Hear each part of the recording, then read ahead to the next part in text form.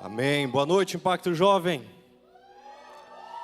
Se você pode, levante suas mãos bem alto aí. Pode ser sentado mesmo. Diga assim: Senhor Jesus, eu me rendo aos teus pés.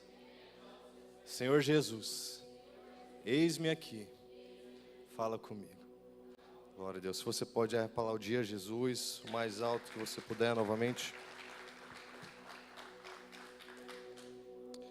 Quem está feliz aí com Jesus? Amém. E sabendo aí que teve gente que nem foi embora da conferência, né? Ficou direto aí já. Glória a Deus. Muito bom estar aqui com vocês novamente. Para quem não me conhece, meu nome é Jofler. Estou aqui hoje para trazer, obrigado, a palavra do Senhor. Eu gostaria que você abrisse em 2 Timóteo, capítulo 1.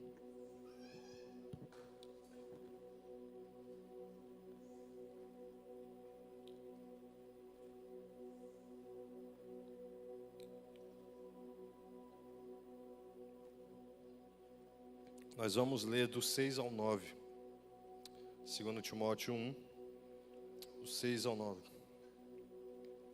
Talvez essa seja, sei lá, a centésima vez que eu falo sobre Timóteo. Gosto muito de pregar nesse livro, nessa carta, de falar sobre esse jovem, né, Timóteo? É benção, Timóteo é benção. Acredito que muito de nós, quando olhamos para Timóteo, nós nos identificamos. Talvez você não o conheça ainda, eu quero falar um pouco dele essa noite. Continuar nesse tema, né, que nós já temos falado, principalmente na conferência. Qual que foi o tema da conferência? Ousadamente. Então eu quero continuar falando de ousadia, mas o título dessa noite é Não se envergonhe. 2 Timóteo 1, a partir do 6, diz assim: Por esta razão, torno a lembrá-lo de que mantenha viva a chama do dom de Deus, que você recebeu pela imposição das minhas mãos. Pois Deus não nos deu um espírito de covardia, mas de poder, de amor e de domínio próprio. Portanto, não se envergonhe do testemunho do nosso Senhor, nem de mim que sou prisioneiro dele, mas suporto comigo os sofrimentos pelo Evangelho, segundo o poder de Deus. Ele nos salvou e nos chamou com uma santa vocação, não por causa das nossas obras, mas por sua própria determinação e graça. Essa graça nos foi dada em Cristo Jesus desde os tempos eternos. Se você pode, feche seus olhos, mantenha a sua Bíblia aberta. Pai de amor, Deus de graça, Deus Santo, Todo-Poderoso, nessa noite nós estamos, ó Pai, aqui, diante do Senhor, como filhos reunidos, diante da Tua presença, Pai. Nós já cantamos sobre a Tua glória, sobre a Tua grandeza, mas nesse momento nós queremos continuar ouvindo a Tua voz, Senhor. Fala aos nossos corações, ó Pai. Não deixa com que essa chama, Deus, que está acesa em nossos corações se apague, mas que possamos, ó Deus, através do Teu Espírito Santo, continuar lançando lenha sobre o nosso coração, para que ele continue em chamas por Ti, Pai. Fala com cada um essa noite, de maneira especial, de maneira individual, Senhor. Assim nós Te louvamos e Te agradecemos, em nome de Jesus. Amém.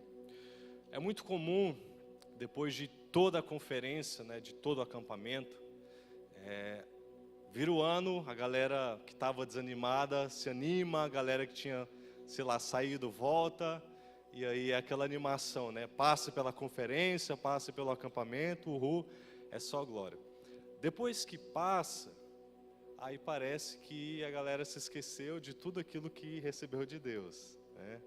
A galera dá uma murchada, dá uma desanimada. Eu acredito que não é o caso de vocês, amém? Amém, glória a Deus. Vocês me convenceram com esse amém. Mas eu quero continuar contribuindo com tudo aquilo que Deus vem falando e com tudo aquilo que Deus já vem colocando sobre este lugar. Quando nós falamos sobre Timóteo, nós estamos falando sobre alguém que foi discípulo de Paulo e alguém que deu continuidade em um legado do apóstolo Paulo. Timóteo, quando ele recebe essa carta de Paulo, ele estava preso, ele já está na sua última carta. Paulo ele escreveu 13 cartas, há quem diga que ele escreveu Hebreus também, nada a se confirmar. Mas Paulo, ele já está na sua última carta, já é os seus últimos dias, já é praticamente aqui o seu testamento, né? Dizem que as palavras mais importantes de um homem e de uma mulher são as suas últimas palavras, né?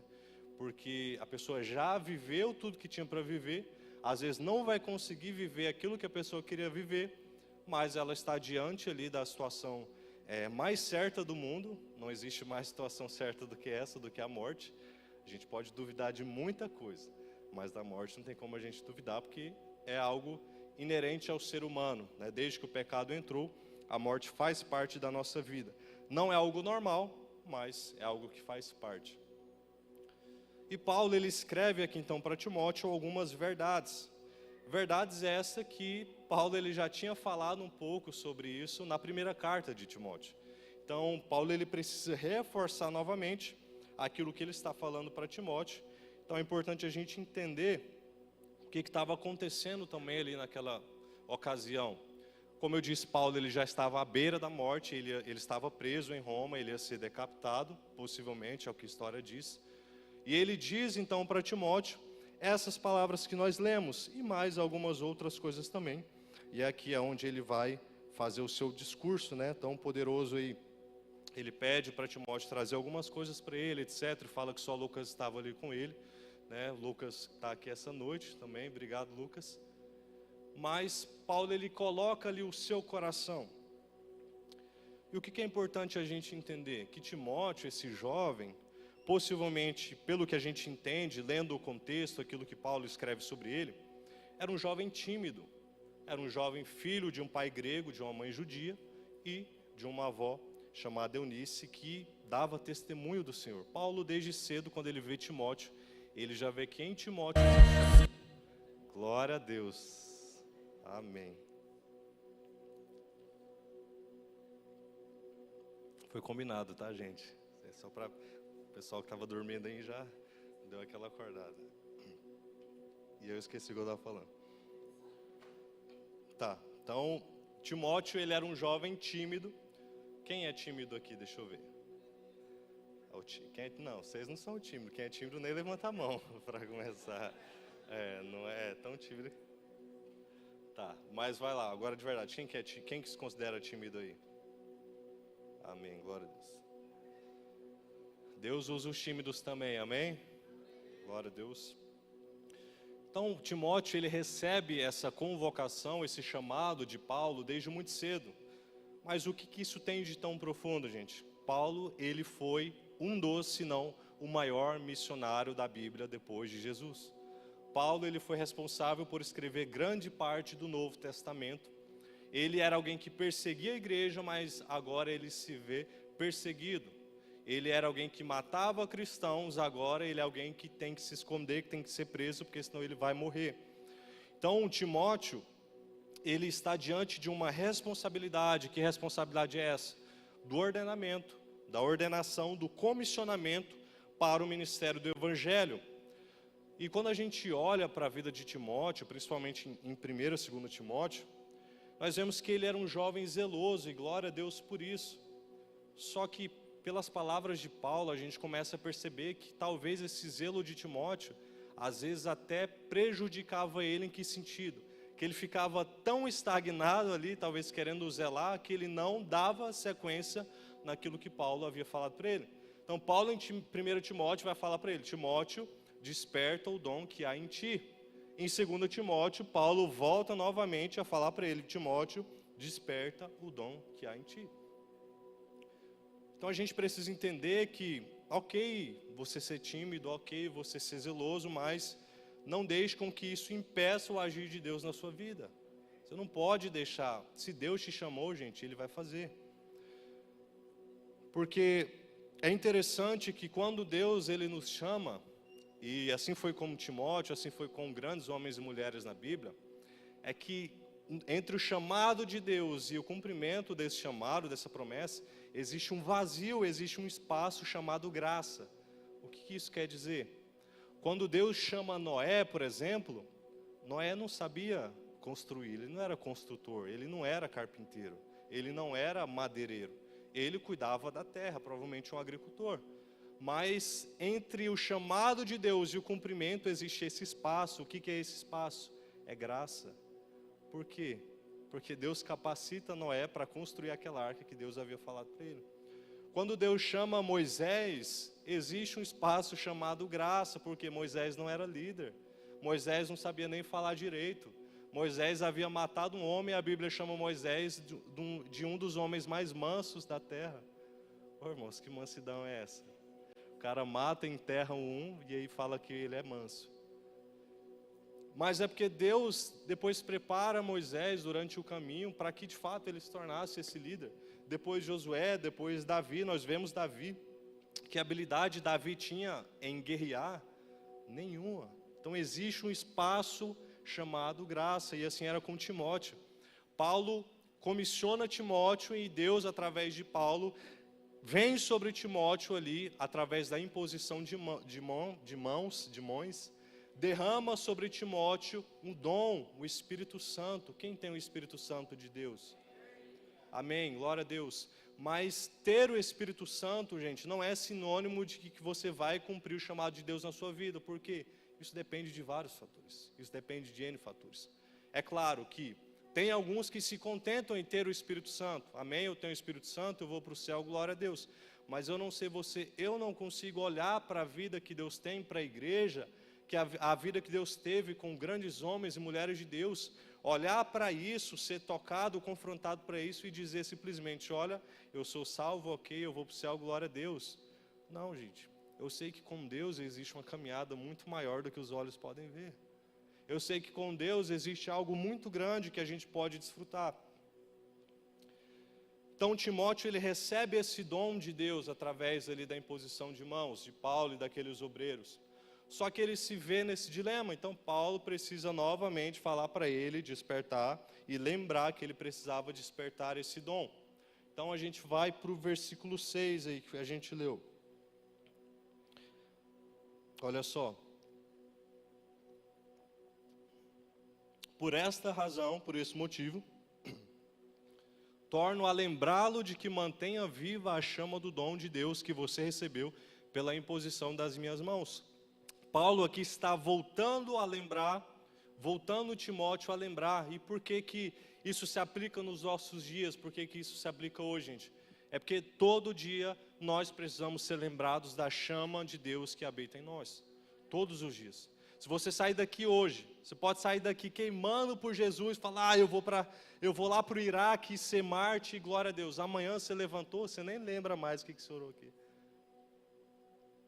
Você estava ali na conferência, Deus, eu vou te servir, eu vou te seguir, para onde irei, eu vou queimar minhas carroças. E aí hoje você quase não veio para cá. Então a gente precisa ser lembrado constantemente daquilo que Deus tem para as nossas vidas.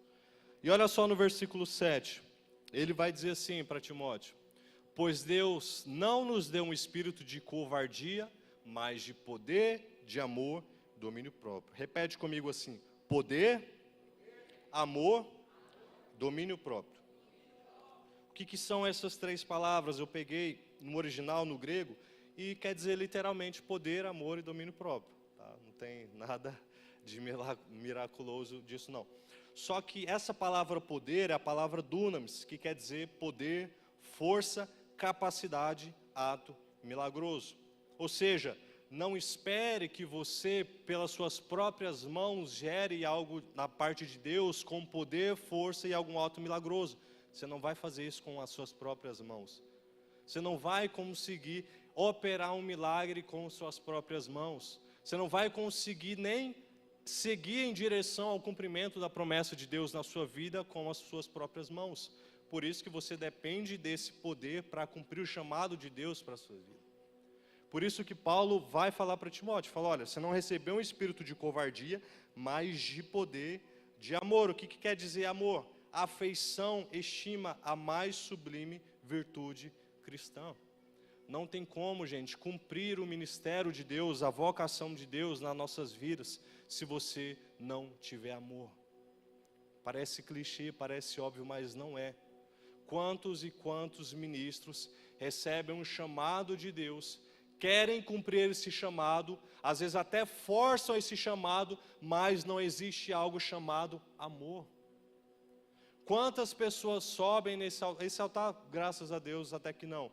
Mas você vê por aí tantas pessoas subindo no altar, na plataforma, pregando, cantando e aquela performance, mas não existe bondade, não existe graça, não existe amor no seu coração. Vai receber um convite para pregar na igreja, extorque a igreja, pede ofertas mirabolantes e depois fala que faz a obra por amor. Aonde está o amor? E às vezes a gente se seduz com tudo isso porque é bonito, você vê lá aquele ministro, aquele cantor que você admira e você fala, uau, eu quero isso, quero viver isso na minha vida. Não, gente, não. Às vezes você nem sabe o que está acontecendo ali nos bastidores. E a última palavra que Paulo fala aqui nesse texto é domínio próprio, ou equilíbrio. Aqui na minha versão também diz mente sã, que quer dizer moderação, prudência, autodisciplina. Quantos e quantos nos dias de hoje precisam de domínio próprio, de equilíbrio, de uma mente sã? Às vezes até aquilo que o pastor Bill falou aqui, uma pessoa extremamente cheia do Espírito Santo, às vezes extremamente inteligente, cheia da palavra, do conhecimento, mas não tem domínio próprio. Não trata bem a esposa, não consegue andar em comunhão, dá mau testemunho no trabalho. Do que adianta, gente? Nada, não adianta nada. Então é necessário que a gente entenda que, para cumprirmos o chamado de Deus e o propósito dele nas nossas vidas, nós precisamos de poder, de amor e de um domínio próprio. Não pode faltar uma dessas coisas, gente. Não pode só ter amor e não ter poder. A gente precisa desse poder, dessa força sobrenatural. A gente precisa desse amor, a gente também precisa desse domínio próprio, desse equilíbrio. Quantas vezes a gente não ouve falar de líderes que machucam os seus liderados dentro da igreja, de liderados que não conseguem se desenvolver dentro da igreja porque tem uma liderança que não consegue extrair o melhor, não consegue desenvolver os seus liderados, porque não tem amor, não tem domínio próprio, não tem equilíbrio. Agora, a grande verdade, gente, é que todos os dons de Deus, seja natural, seja espiritual, eles precisam ser desenvolvidos. Quantos aqui reconhecem que tem algum dom da parte de Deus? Seja natural, seja espiritual. Amém, glória a Deus. O que é dom, gente? Dom é um presente, carisma a palavra, que quer dizer presente, uma dádiva. Você não merecia, simplesmente recebeu isso de Deus. Às vezes as pessoas olham e vê a galera aqui tocando, ministrando e falam, nossa, eu queria ter esse dom. Não vai estudar na bateria ali não, para você ver se você não desenvolve. Não vai pegar a guitarra ali, o violão e calejar os seus dedos para ver se não sai som. Acha que é só dom. Às vezes as pessoas olham para mim e falam assim, nossa, queria ter esse dom que você tem. Dom? Tá. Quando eu tinha 10 anos, eu tocava um instrumento chamado tamborim. E aí o baterista ali da banda, ele saiu. E aí me jogaram assim na bateria, literalmente. Não jogaram, claro. Me jogaram lá na bateria. E simplesmente foi assim, se vira, negão, aprende. Cadê o dom de Deus ali? E eu comecei a tocar. Não. Quando eu queria aprender violão, com 14 anos, eu parava o meu pai dentro de casa e falava, me ensina a tocar violão. Ele passava direto, nem me respondia. Eu falava para meu irmão, me ensina a tocar violão. Cadê o dom de Deus ali? Só que hoje a gente vê, e é muito fácil, você vê um músico, você vê alguém, você vê aqui, o pastor que pregou de manhã, o pastor Heber, ele se autodenominou burro. Ele sabe que ele não é burro. Mas se ele continuasse naquela condição que ele estava lá no início, quando Deus encontrou ele, que talvez poderia até ser burro, se ele não fosse ler a Bíblia, se ele não fosse estudar, se ele não fosse se desenvolver, irmãos, o dom dele ia ficar limitado não por Deus, mas pela capacidade dele. Porque é assim que funciona. Deus, ele não é limitado, mas nós somos. Deus vai nos usar de acordo com a nossa capacidade. É claro que em vários momentos Deus vai além da nossa capacidade. Mas como que talvez você quer ser um missionário, você quer ir para fora, você quer ir lá para os Estados Unidos ou para o exterior, e às vezes você nem está fazendo uma aula de inglês. Às vezes a gente fala, poxa, Deus me chamou para ser um pregador, beleza, mas você está desenvolvendo a sua oratória? Você está lendo a Bíblia, pelo menos, está fazendo o plano de leitura anual? Porque a gente acha que dom de Deus é um negócio sobrenatural, que o pastor coloca a mão na sua cabeça e no outro dia você está fazendo. Não. Existe um processo. Existe esse espaço vazio chamado graça, favor imerecido, mas essa graça, ela só vai se fazer presente se você buscar se desenvolver. Vocês estão comigo? E assim foi na vida de Timóteo. Quando Deus chama Timóteo, ele tinha essa consciência, gente. Mas é necessário a gente levar esse choque de realidade, a gente precisa entender isso. Timóteo, ele já estava aprendendo com Paulo, já estava servindo, mas Paulo precisou dar essa injeção de ânimo, porque senão daqui a pouco Paulo morre, quem dá continuidade no trabalho dele? Havia outras pessoas ali seguindo Paulo, mas Timóteo era uma dessas pessoas. Agora, se Timóteo ele permanece nessa vergonha, nesse medo que ele estava, quem poderia dar sequência ao chamado, ao legado de Paulo?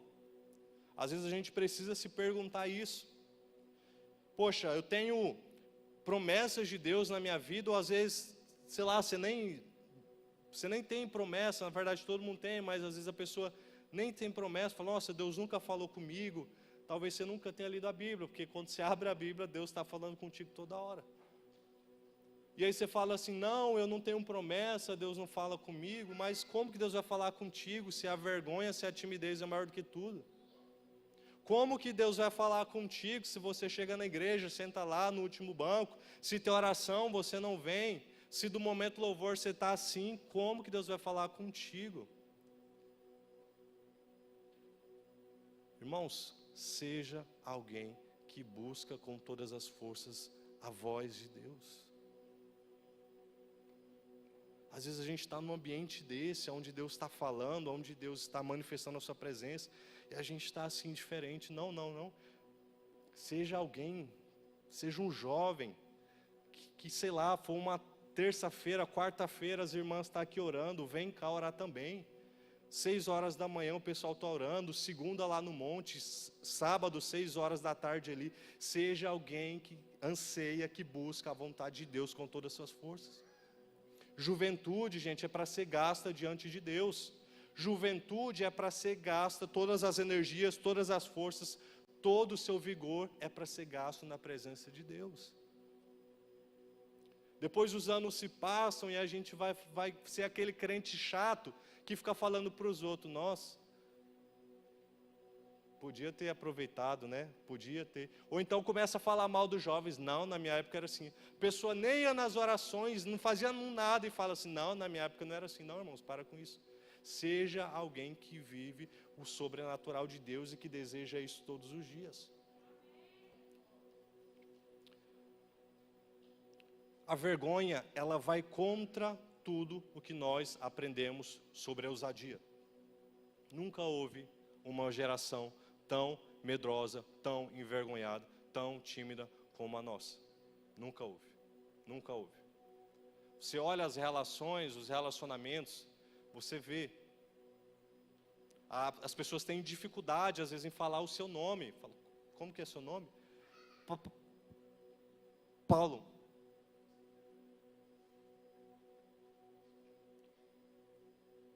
Não seja alguém assim, gente, pelo amor de Deus. Não seja alguém tímido, tudo bem, eu sei, às vezes você é introvertido mesmo, isso faz parte do seu temperamento, da sua personalidade, ok, eu entendo, respeito isso.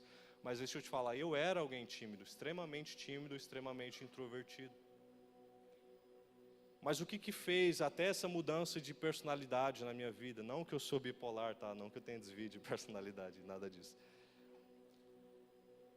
Mas é que um dia Deus começou a falar comigo de maneira tão forte, de maneira poderosa, que eu fui me sentindo incomodado por Deus em vários momentos, e parecia que aquela apatia, que aquela vergonha, que aquela timidez não iria me levar a lugar nenhum. Porque se eu quisesse mais de Deus, eu precisava fazer aquilo que me desafiasse. Então eu precisava pegar o microfone quando ninguém queria pegar. Eu precisava buscar um violão quando ninguém queria buscar. Eu precisava fazer uma oração quando ninguém queria orar. Agora, qual que é o nosso problema? A gente sempre espera com que o outro faça primeiro. Sempre vai ser assim, gente. Lá com Moisés no povo, a gente canta muito a música, né, sobre isso. Mas lá com Moisés, lá diante do monte, o povo manda Moisés ir. Depois, lá na frente, quando Moisés já morreu, já assumiu Josué e vai partir para os juízes, o povo está lá de novo. E aí, Deus, quem que o Senhor vai mandar para nós? E aí a gente está aqui hoje, depois de 2000 e sei lá quantos anos, dizendo, e aí, Deus, quem o Senhor vai mandar para nós? Não. Quem Deus ia mandar já veio, já foi Jesus, Ele já morreu, agora é nós que temos que ir. Então nós não podemos deixar com que essa vergonha, com que essa timidez tome conta do nosso coração, porque a vergonha ela vai contra tudo aquilo que nós aprendemos sobre ousadia. Você ficou aqui esse feriado inteiro aprendendo, ouvindo sobre ousadia. E uma das coisas que eu creio que mais deve ter te marcado e me marcou, foi que quando a gente tem vergonha diante da presença de Deus, a gente não tem vergonha da gente, a gente tem vergonha do Cordeiro. A gente desconfia do que, gente? Do Cordeiro. Quando você está diante da presença de Deus, seja aqui, seja na sua casa, seja onde for, e tem alguma vergonha no seu coração, você está desconfiando do Cordeiro, não é de você. A nossa confiança precisa estar em Deus, Ele é o fruto da nossa ousadia.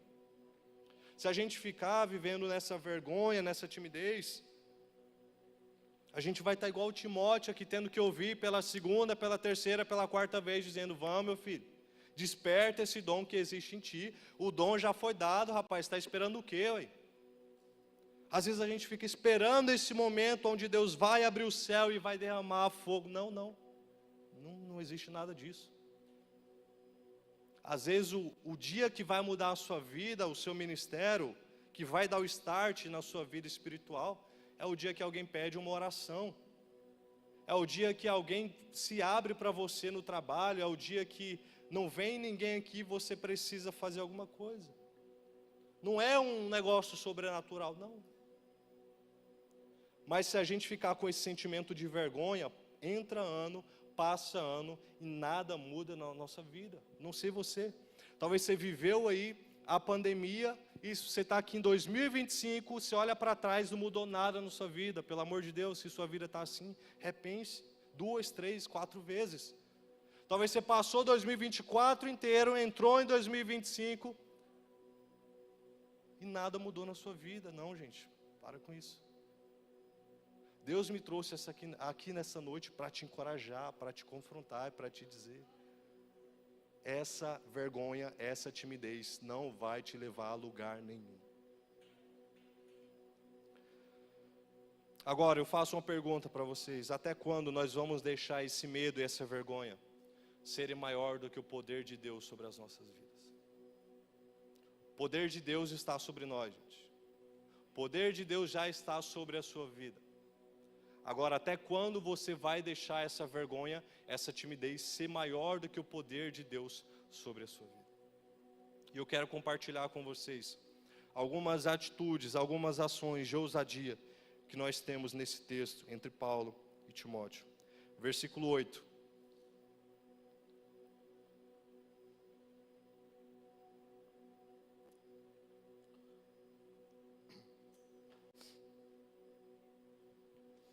Portanto, não se envergonhe do testemunho do nosso Senhor e nem de mim, que sou prisioneiro dele, mas suporte comigo os sofrimentos pelo Evangelho segundo o poder de Deus.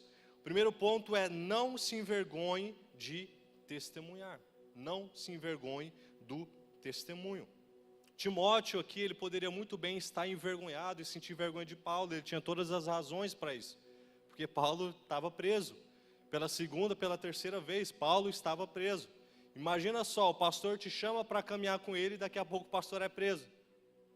Aí daqui a pouco o pastor é preso de novo. Como que vai ficar a sua moral diante das pessoas? Você vai sentir vergonha, normal. Mas Paulo está falando aqui para Timóteo, falou, olha, não se envergonhe de testemunhar. Quem sabe Timóteo, ele parou de testemunhar por vergonha. E Paulo está falando para ele, não meu filho, continua testemunhando do nosso Senhor Jesus Cristo. Continua dando esse testemunho. Às vezes a gente está aqui na igreja ou está lá fora, a gente tem vergonha. Parece que a gente tem vergonha daquilo que Deus tem para nós, a gente tem vergonha da palavra do Senhor. E Paulo, ele vai dizer lá em Romanos que ele não se envergonha do Evangelho, porque é o poder de Deus para a salvação daquele que crê. Gente, não se envergonhe do Evangelho. Não se envergonhe daquilo que Deus colocou nas suas mãos. Não se envergonhe disso.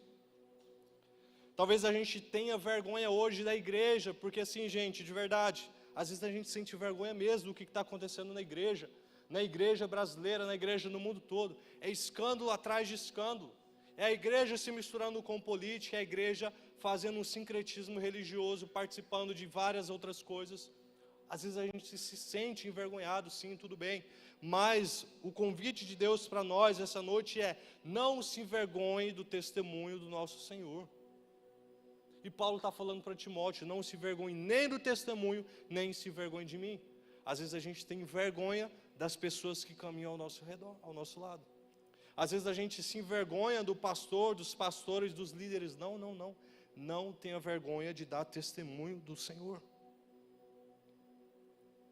Eu sei que às vezes acontecem coisas na nossa vida, talvez acontecem coisas próximas a gente, de alguém que cai, de alguém que peca, de alguém que comete um escândalo. O pastor trouxe aqui na conferência um caso desses, terrível, que aconteceu lá na igreja dele. Causa vergonha? Claro que causa, claro que causa. Mas por isso a gente vai parar de testemunhar, sim ou não? Não. Por isso a gente vai parar de testemunhar? Claro que não. Esses dias surgiu aí uns cortes daquele personagem, né, que ficou famoso e tal, e agora diz que Jesus não faz ele feliz, e que não sei o que, que não sei o que. E às vezes a gente até vê verdade na fala, e a gente acaba se envergonhando com isso, mas não, gente. Você pega a fala desse cidadão, dessas pessoas, você só vê que só fala dos exemplos maus. Mas e dos exemplos bons, dos homens de Deus, das mulheres de Deus? E não tem fundamento nenhum na fala. Não tem Bíblia nenhuma, é só, porque aconteceu isso comigo, porque fulano fez isso, porque aquilo, na igreja tal. Não. A nossa expectativa, a nossa esperança, a nossa fé, não tem que estar pautada naquilo que a outra pessoa faz com a gente, não. Tem que estar pautada em Deus. Ele é a nossa esperança. A esperança de Timóteo não pode estar pautada em Paulo, porque Paulo estava preso e logo ele ia morrer. Precisava estar pautado em Deus, porque para Timóteo falar: eu mexer com esse negócio de pregar o evangelho, o meu mentor está preso, o meu apóstolo aqui, o meu discipulador está preso, eu vou mexer com isso nada, vou largar de mão. Era muito fácil fazer isso, era muito fácil, mas Deus não nos chama para facilidade. É muito fácil a gente largar a vida aqui e falar: não, eu vou fazer aquilo que eu bem quero, que está tudo certo. É muito fácil fazer isso. Só que a gente não faz. Por quê? Não é essa a vida que Deus tem para nós. Não é essa a vida que Deus tem para nós. Era muito fácil Timóteo dar uma de Pedro. Quando chegasse diante de alguém que questionasse: você é um seguidor dele? E ele falava: não, estou tranquilo aqui. Nunca nem vi. Era muito fácil. Mas Deus nos chama para que a gente não se envergonhe desse testemunho. Segundo ponto, versículo 9.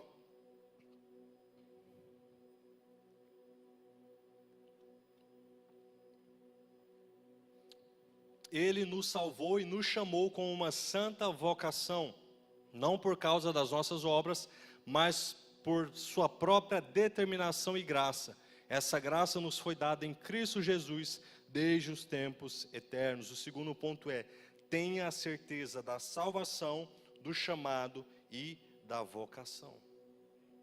Tenha certeza. Eu acredito que salvação, gente, é algo muito falado na nossa igreja. Glória a Deus por isso, porque não fica dúvidas.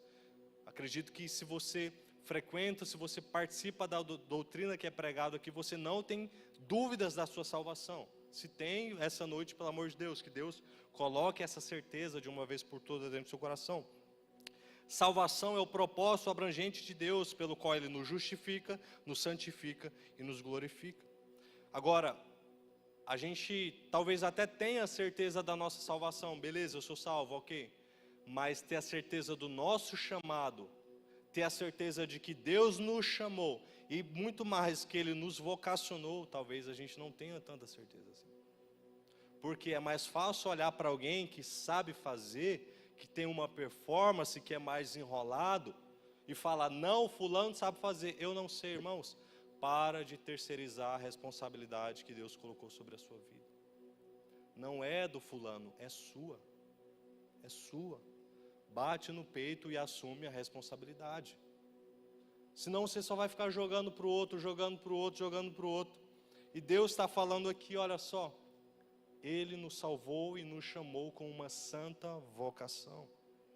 Que santa vocação é essa, gente?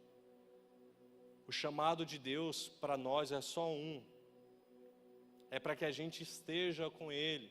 O propósito de Deus para nós é só um: glorificá-lo e desfrutá-lo eternamente. Agora, existem várias formas da gente fazer isso, que é fazendo a atividade que nós fazemos durante o nosso dia a dia. Deus pode te chamar para ser um médico, ser um advogado, ser alguém que tem facilidade com idiomas, ser alguém que é um construtor, que é um arquiteto, que é um médico. Glória a Deus por isso, mas o propósito principal é glorificar ao Senhor e desfrutá-lo eternamente. Às vezes a gente ainda tem esse paradigma na nossa mente de achar que aqui é santo, lá fora é profano, lá fora é secular. Meu Deus, Deus nem sonha em chegar lá no meu trabalho, senão Ele vai se assustar com o que tem lá. Não, não. A nossa vida é uma só, irmãos, é 100% santa, é 100% de Deus. Tudo é de Deus, nada é nosso. Só que às vezes a gente acha que o chamado de Deus, que a vocação de Deus para nossas vidas, é algo que não faz sentido. Hoje tem tanta opção, mas tanta opção para você fazer, para você seguir, que até fica difícil. O jovem termina o ensino médio, na verdade nem terminou o ensino médio, e já estão lá, e aí, é o quê? Qual que é o cursinho? E aí, qual que é o vestibular? E aí, é servidor público? O que que é? É ou não é, gente? Quem já passou por isso aí? Não, eu vou fazer... não sei o que eu vou fazer administração.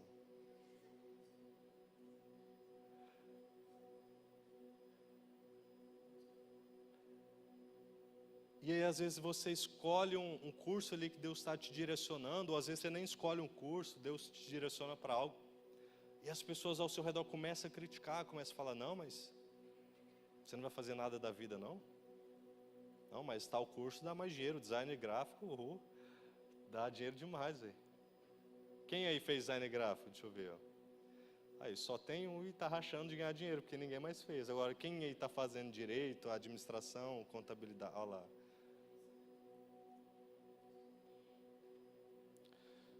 Hoje é muito difícil escolher que caminho seguir, porque a gente tem uma série de possibilidades, a gente tem N possibilidades.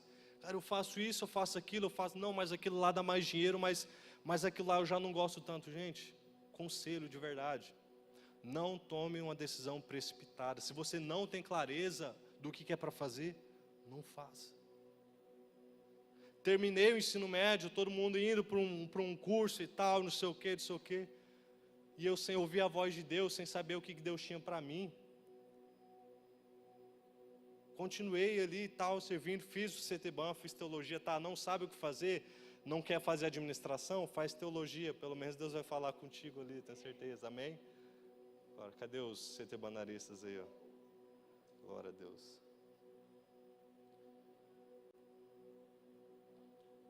Mas não tenha dúvida da sua vocação, do seu chamado. Eu sei que é muito confuso, gente, é muito confuso. Por mais que a gente fale sobre propósito, sobre vocação, a gente fala, pode ter uma conferência, um seminário inteiro falando sobre isso, você vai embora para casa, parece que você não entendeu nada, porque é algo complexo, é algo que só Deus pode nos garantir essa certeza. E se você perguntar, às vezes nem a gente sabe explicar isso. Tenha certeza, mas não sabe explicar. Se eu perguntar aqui, Paulo, você tem a certeza do que Deus tem para você? Ele vai falar assim, mas o que Deus tem para você? Erasmo, você tem a certeza? Sim, mas o que Deus tem para você? Porque é complexo de se explicar. Mas talvez você ainda tenha essa dúvida, busque pelo menos essa certeza, gente. E qual que é a certeza? O nosso propósito, a nossa vocação é glorificar a Deus e desfrutá-lo eternamente. Versículo 12, terceiro ponto.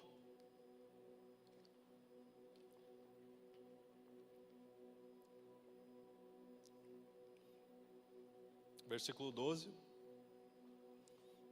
Por esta causa também sofro, mas não me envergonho, porque sei em quem tenho crido e estou bem certo de que Ele é poderoso para guardar o que lhe confiei até aquele dia. Terceiro ponto é, saiba em quem você crê. Saiba em quem você crê. Aquilo, olha só o que ele está falando. Mas não me envergonho, porque sei em quem tenho crido, estou bem certo de que Ele é poderoso para guardar o que lhe confiei até aquele dia. Talvez a sua falta de fé, de crença em Deus, ela é fruto da revelação que você ainda não tem de Deus. Talvez a sua falta de fé em Deus, da sua convicção em Deus, é fruto de uma revelação que você ainda não tem. Porque eu tenho certeza, a partir do momento que você tiver a revelação de quem Deus é, meu irmão, nunca vai faltar fé no seu coração. Nunca vai faltar fé. Aquele boleto vai atrasar, mas você tem a fé de que Deus vai prover. Talvez você está desempregado, mas você tem a convicção de que Deus vai prover, porque você tem aquela certeza dentro do seu coração. Assim estava eu, nós casamos, 2021, estava desempregado, a gente viajou, foi para a lua de mel, voltou, em nenhum momento passou pela minha cabeça algum tipo de medo, algum tipo de insegurança. Poxa, eu estou casado, agora eu tenho uma família para sustentar, uma casa para sustentar, um aluguel para pagar. Meu Deus, não. A gente viajou, eu não tinha enviado um currículo, eu não tinha falado com ninguém, mas quando a gente voltou, eu tinha certeza de que Deus ia abrir uma porta de emprego, e Deus abriu. Quantos e quantos momentos, gente, na minha vida, assim, entrava aquele mês que parecia que não ia dar, você olhava para a conta, para a planilha, você fala, impossível dar certo, mas eu tinha a convicção de que Deus iria prover, e Deus proveu. Às vezes foram meses que a gente mais ganhou. Porque isso é fruto de um relacionamento raso com Deus? Não. Isso é fruto de uma árvore que foi regada com muita lágrima, com muita oração, e às vezes com muita tristeza e aflição, porque as coisas davam errado. Dava errado e você falava, poxa Deus, mas e aí? E dava errado, e até o momento que você começa a amadurecer essa fé dentro do teu coração. E aí você vai e tem essa convicção de dizer, nunca vai faltar nada. Então a gente precisa ter essa crença, essa convicção de que o Senhor, Ele é poderoso para guardar aquilo em que Ele tem nos confiado.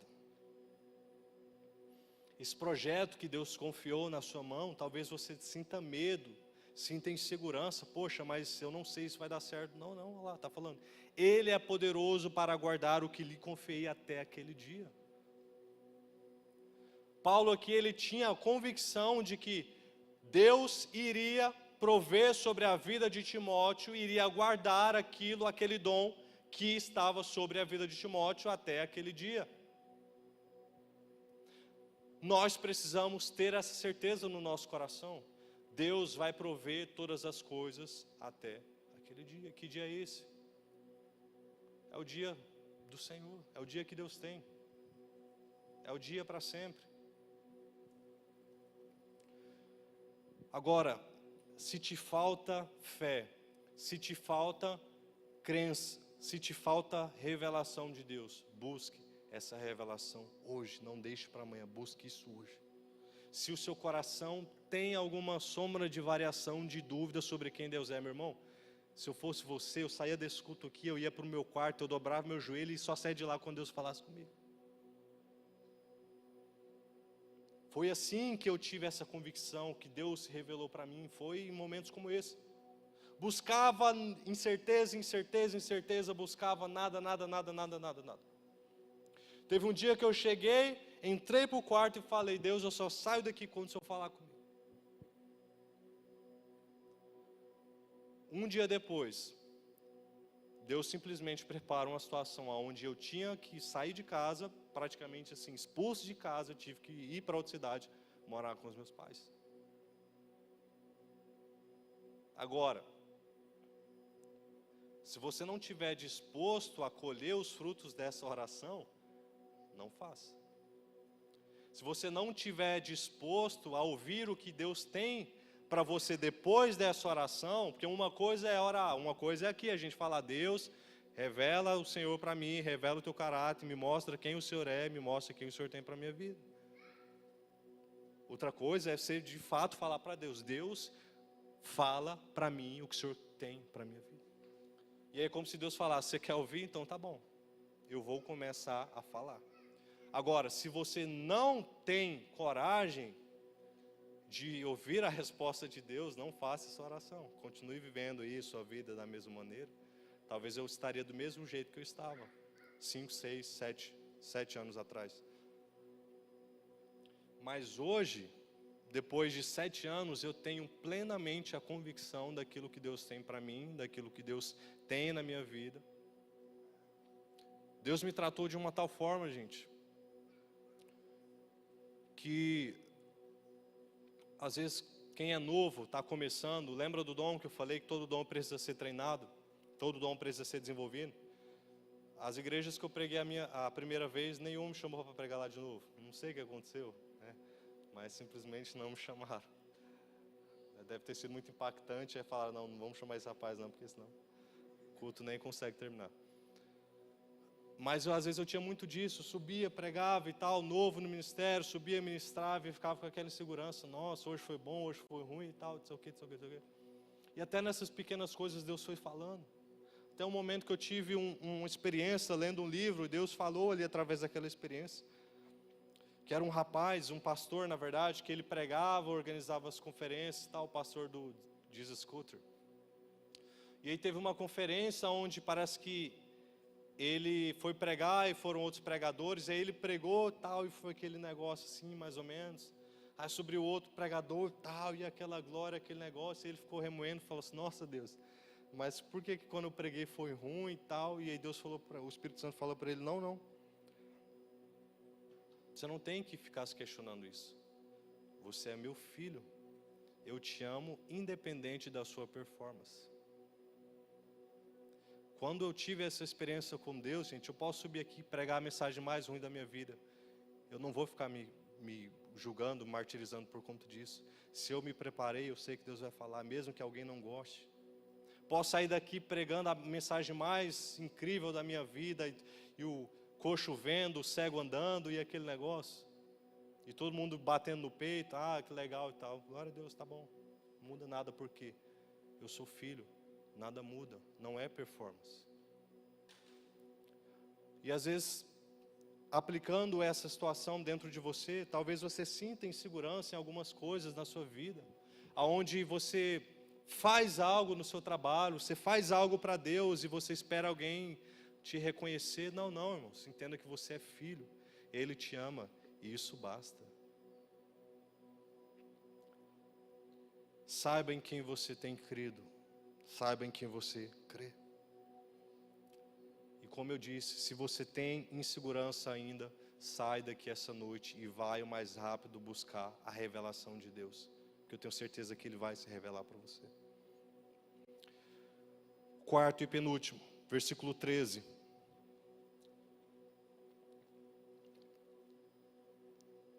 Siga o modelo da sã doutrina que você ouviu de mim com fé e amor em Jesus Cristo.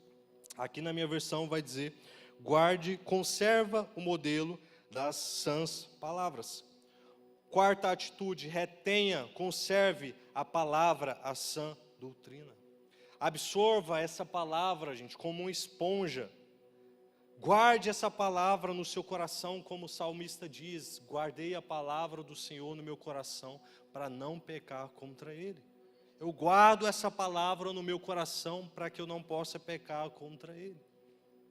Como que a gente não peca contra o Senhor guardando essa palavra, conservando, retendo? Nós estamos num mundo onde constantemente as pessoas vão querer mudar, vão querer atualizar, vão querer tirar, vão querer lançar uma versão nova da Bíblia porque é ofensiva demais. Não, não, o conselho de Deus para nós essa noite é: guarde as palavras que você tem ouvido. Guarde essas palavras.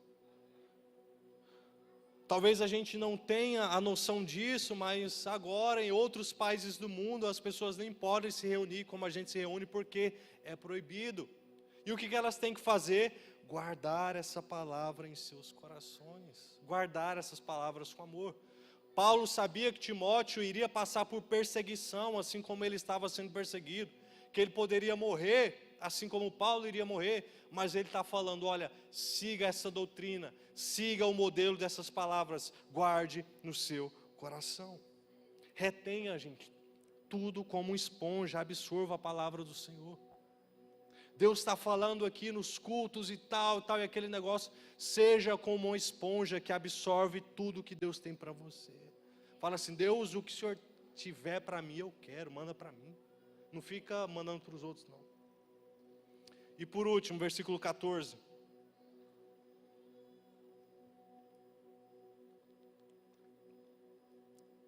Quanto ao que foi confiado a você, guarde-o por meio do Espírito Santo que habita em nós. Aqui na minha versão vai dizer: guarda aquilo que a ti foi confiado pelo Espírito Santo que habita em nós. Isso não é sobre salvação, tá? Até porque olha o final do versículo: o Espírito Santo que habita em nós. O Espírito Santo já está aí em você, amém? Já habita em você. Não é sobre salvação, não é sobre você guardar a salvação. Até porque se você for guardar, você vai perder. Então deixa que Deus guarda, tá? Já está aí. O Espírito Santo já habita em você. Agora, a minha pergunta para você é: o que Deus tem confiado nas suas mãos?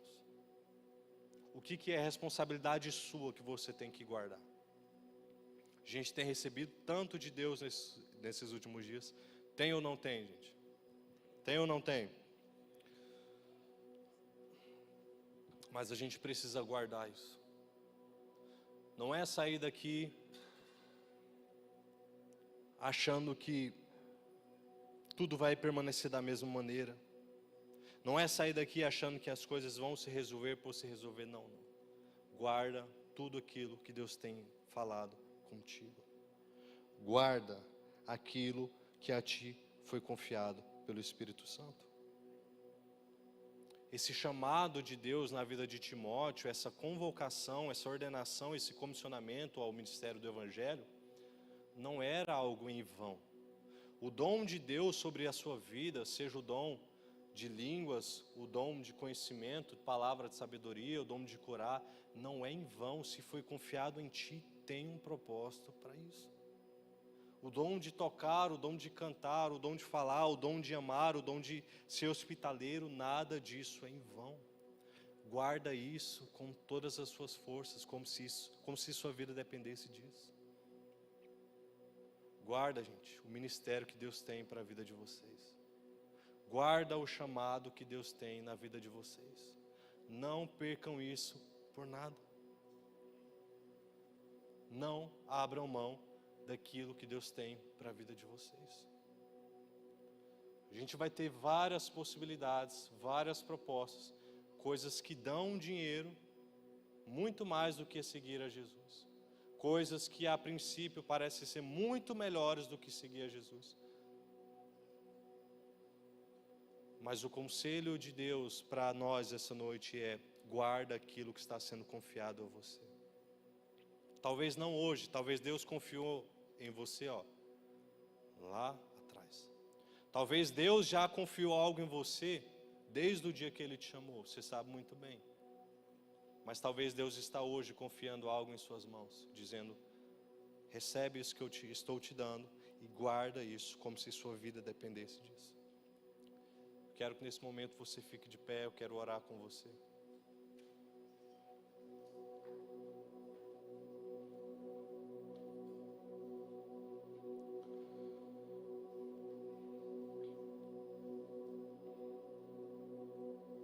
Oh, Espírito Santo.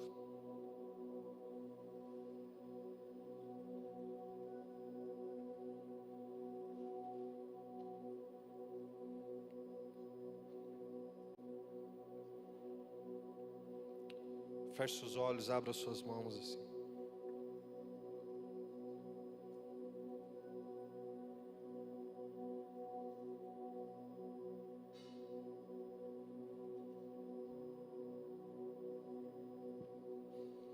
O Senhor não nos dá espírito de medo, espírito de covardia, espírito de vergonha. Todas essas coisas vão embora em nome de Jesus.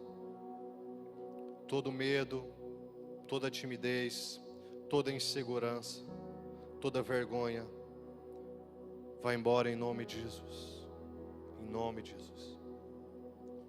O Senhor coloca sobre nós um espírito de poder, um espírito de amor, um espírito de domínio próprio, espírito de poder para falar com ousadia, para falar com poder, para colocar a mão sobre os enfermos e eles serem curados, para liberarem palavras de autoridade, de conhecimento, para tocar no mar e ele ser aberto, para vencer gigantes, para liderar um povo em direção à vontade de Deus. O Senhor vem sobre nós com o seu amor, o espírito de amor, espírito de bondade, espírito de graciosidade, que possamos ser mais amáveis, que possamos ser generosos, graciosos, que independente do tamanho do chamado, da vocação de Deus sobre as nossas vidas, que o nosso coração sempre permaneça no amor, sempre permaneça no amor ao Senhor e no amor à sua igreja, que jamais esse amor possa ser corrompido pelas paixões, pelos desejos, pelo dinheiro, pela fama, por qualquer outra coisa. Que o Senhor venha sobre as nossas mentes, nos dando sobriedade, mente sã, equilíbrio, domínio próprio sobre as nossas decisões, ter a capacidade de pensar, de raciocinar mesmo em situações difíceis, domínio próprio para se controlar onde a situação parece fugir do controle, equilíbrio para saber o que fazer, equilíbrio para saber a medida certa do poder e da palavra. Espírito Santo, vem sobre nós nesse momento. O Senhor já habita nos nossos corações, Espírito Santo. Nós já temos essa habitação do Senhor, mas nós queremos também a Tua presença manifesta, Senhor. Espírito Santo, toca em cada um, Senhor, em cada jovem essa noite, distribuindo dons, distribuindo, Senhor, destino, ministérios, distribuindo vocações, ó Deus. Vocações, ó Deus, para profissões. Que daqui saiam, Senhor, grandes homens e mulheres de Deus, líderes, profissionais, capacitados e renomados para honrar o Teu nome, Senhor, onde estiverem. Empresários, empreendedores para sustentar, ó Deus, para ser aquele que provê para os mais necessitados, para prover recursos, Senhor, para que Tua igreja continue avançando. Senhor, prepara neste lugar missionários que irão levar a Tua palavra aos quatro cantos da terra. Levanta nessa noite, Senhor, pastores, missionários, homens e mulheres de Deus que honrarão o Teu nome aonde estiver, que não se dobrarão, que não se curvarão, que não se prostrarão a um sistema mudando, mas que irão anunciar com ousadia, com justiça a Tua palavra. Levanta nessa noite, Senhor, médicos, advogados, administradores, contadores, designers, enfermeiros, arquitetos, engenheiros. Pai, todo aquele que sente, ó Deus, esse chamado para alguma profissão, honra os Teus filhos nisso, ó Deus. Oh, Espírito Santo, toca-nos essa noite, toca-nos essa noite. Se você pode por um minuto abrir a sua boca e adorar ao Senhor e buscar Ele. Talvez você queira algo específico da parte de Deus, então, meu irmão, não é eu que tenho que pedir para você, é você que tem que pedir. Talvez você sinta Deus te chamando para algo específico, então essa é a hora que você tem que pedir. Pedir, pedir e dar-se-vos-á. Bater e vos será aberto. Procurar e será encontrado. Então abre a sua boca, começa a pedir, começa a buscar isso.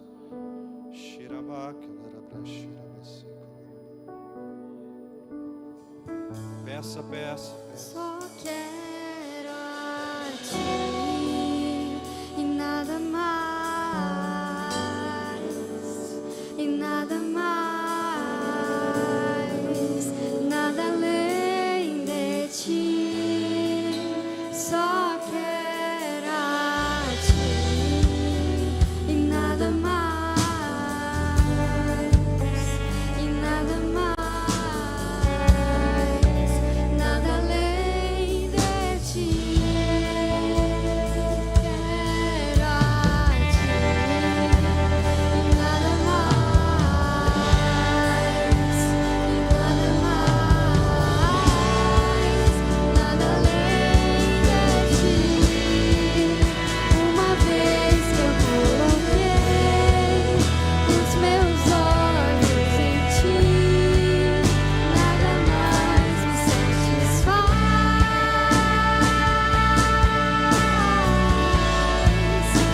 Uma vez que eu coloquei os meus olhos em ti, nada mais me satisfaz.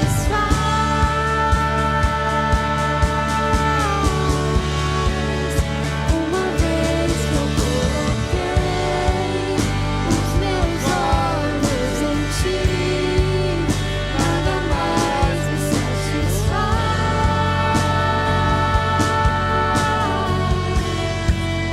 Uma vez que eu coloquei os meus olhos em ti, nada mais me satisfaz.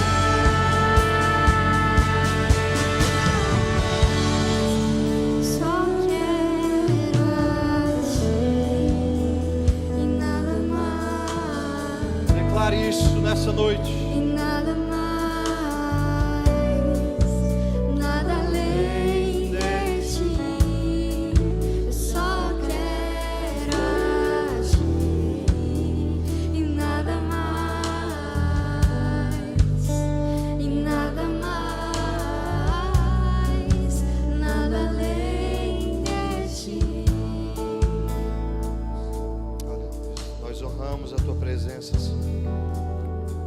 Obrigado por ter falado, Senhor, tua palavra essa noite nos nossos corações. Que possamos sair daqui, Senhor, desejosos por mais de ti, ansiosos por mais de ti, Deus. Que a chama jamais se apague em nosso coração. Que esse desejo ardente pela tua presença jamais se apague, jamais se apague. Nós honramos a tua presença, Espírito Santo. Nós te amamos, Senhor. Te agradecemos. Se você pode, aplauda Jesus o mais alto que você puder.